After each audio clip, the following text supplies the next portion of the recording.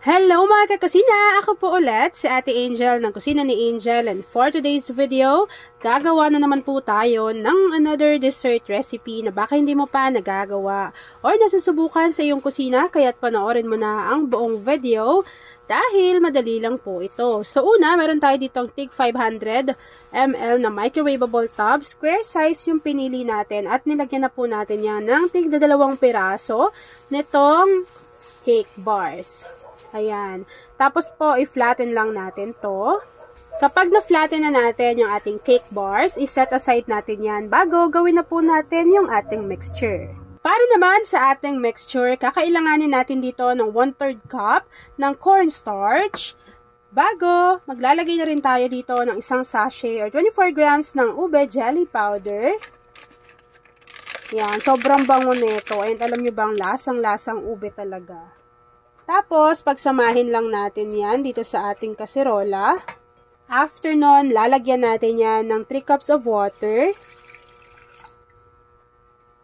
Siguraduhin po natin na hindi pa nakabukas yung apoy sa ating kalan dahil kailangan po nating matunaw muna ng maigi yung ating dry ingredients dito sa ating kaserola. After mixing ng ating dry ingredients, meron po tayo ditong Marie Condensada, pero ito po ay 1 kilo. Kukuha lang ako ng 1 cup nitong Marie Condensada. So kung ikaw nagbe-business ka na gumagamit ka ng condensada, recommended po ni Ate Angel itong Marie. Lagay na natin yung ating 1 cup ng condensed milk. And of course, kakailanganin natin dito ng 1 can or 380 grams nitong Marie Evaporada. So kung nagbe-business ka din ng merong evaporada na kakailanganin, pwede mong gamitin itong si Marie Evaporada. So yung isang lata po nila ay meron ng 380 grams. At maglagay tayo ng konting vanilla essence or vanilla extract. Pagkatapos po natin pagsamasamahin lahat ng ingredients dito sa ating kaserola, haluin lang po natin ito ng maigi bago pwede na po natin buksan yung ating apoy sa ating kalan. Lulutuin lang po natin yung ating mixture over medium to low heat para po hindi mabigla yung pagkaluto ng ating mixture. So habang hinahalo ko to dito mga kakusina at hinihintay ko na makuha yung medyo kumakapal na consistency, please don't forget to like and follow yung ating Facebook page, Kusina ni Angel. Kung meron kang Instagram, paki-follow na rin ako doon, Kusina ni Angel. At kung gusto mong matuto pa ng iba pang mga recipes o kaya naman gusto mong mag-share ng mga niluluto mo everyday, pwede kang sumali sa ating Facebook group. Andyan lang po yan sa ating Facebook page. And yes, pwede mo na rin akong i-follow sa aking TikTok account. Search mo lang Kusina ni Angel _official. At pwede rin po ba kayong mag-comment sa ating comment box section kung taga saan kayo nanonood, at say hi Angel kung isa ka din sa ube at dessert lover. Ngunit nang ikaw ay makilala, biglang nagbago ang nadarama.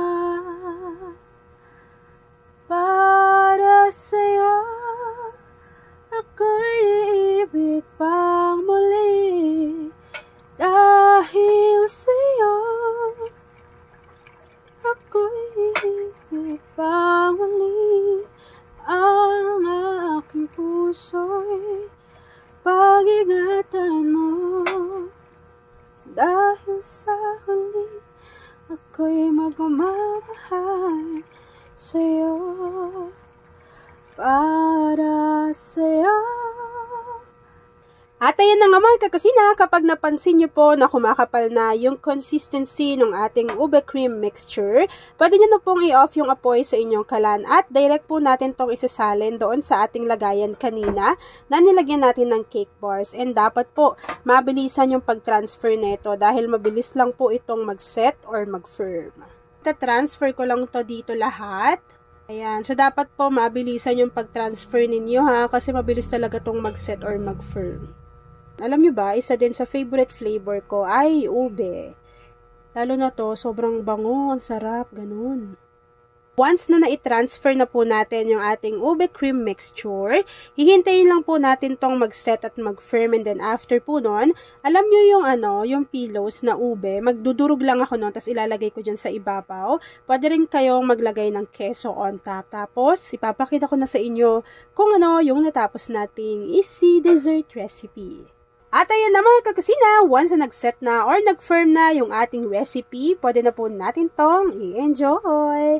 At ayan na mga kakusina, tapos na po ang ating ube creamy pudding. Kung nagustuhan mo yung ating video, please like and share this video. At kung hindi ka pa nakakapag-subscribe sa aking YouTube channel na Kusina ni Angel, please click subscribe button. Click mo na yung notification bell, click all para lagi kang updated sa bawat ina-upload kong mga videos. Yan lang mga kakasina. Thanks for watching and enjoy this video. Pakishare po ng ating video kung isa ka sa dessert lover.